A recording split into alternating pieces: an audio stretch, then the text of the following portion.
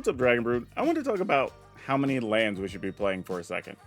Turns out, when we were doing our streamer event stream, there were some people who believe that, I guess for some reason, we only play more than 20 lands now to take advantage of the digital world of Magic Arena and Magic Online, but that's not totally true.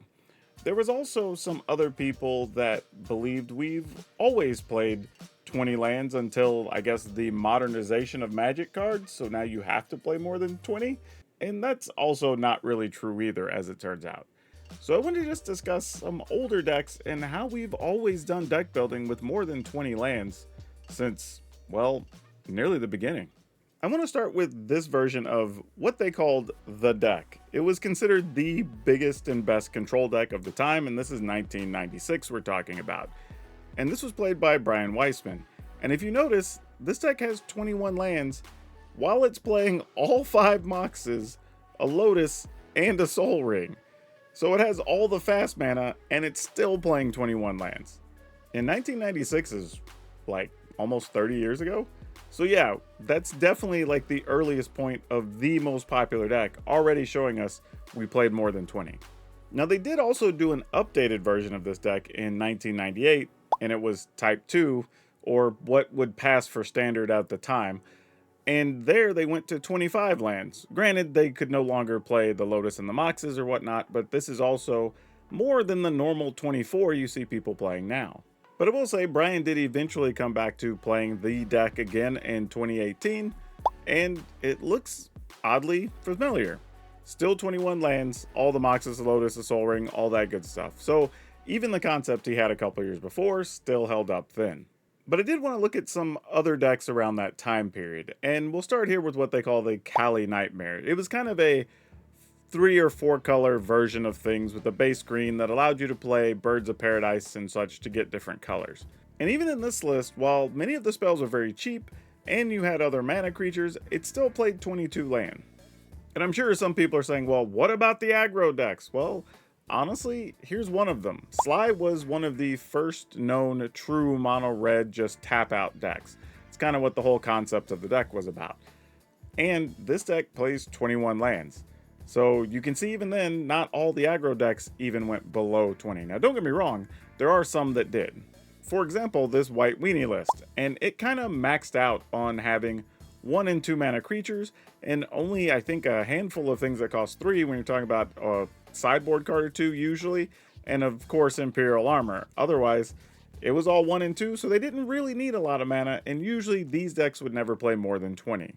And to talk about how extreme we got on mana counts at times, there was the original Draw Go deck, and this was the most controlly of controlling blue decks you've probably ever seen.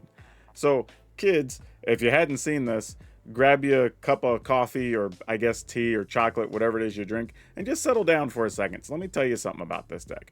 If you look at this list, it plays pretty much all counter spells except for Impulse, Whispers of the Muse, and a Memory Lapse. And there's one Rainbow Free, some played it, some didn't.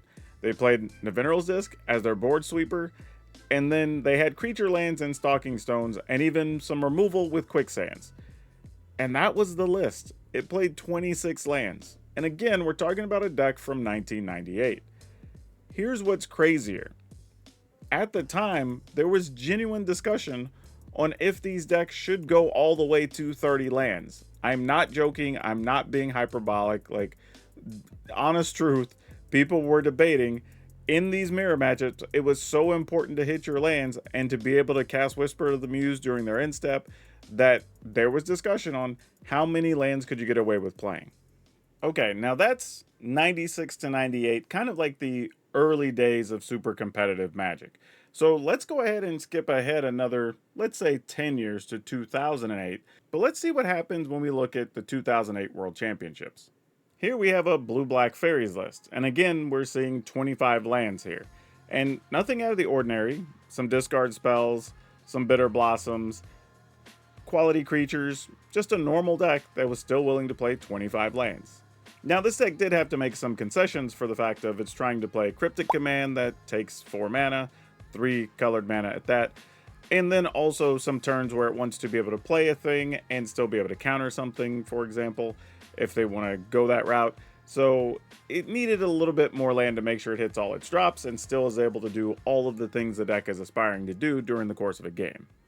And then just to bring the discussion a little more modern, we'll look at something from 2018 jumping another 10 years ahead. And this is the deck list from Javier Dominguez, who was the world champion that year, who was playing effectively a mono red aggro list that still played 25 land. Now, this went a little bit heavier because you did have Goblin Chain Whirler that required 3 red mana, and also stuff like Chandra that required 4 mana, and even things like Glorybringer that was 5 mana. But the heart of the deck is still a aggro red deck, and that played 25 lands. So yeah, even here, it hasn't been a thing, and we're talking about 3 different eras of Magic. I mean, in many cases, I think it could be argued that a lot of decks that play 22 to 24 right now should probably be playing 23 to 26. But people don't want to make that, take that risk, I guess, to get flooded. And I understand, especially if you're playing best of 1, because it does at least give you a more reasonable starting hand, so you don't have to worry about it as much. But in paper, when you're going to your local game stores to play the store championships, or maybe an RCQ, or a Spotlight Series event, maybe one more land is the right answer. At least, that's what history tells us. But y'all let me know in the comments, were you one of those people that started out playing 20-20-20 and then found out it was wrong and had to mulligan a lot, or have you always just played more land? Either way, if you like these types of videos, let me know and we can work on some others. But that's all I have for now. We'll see you next time.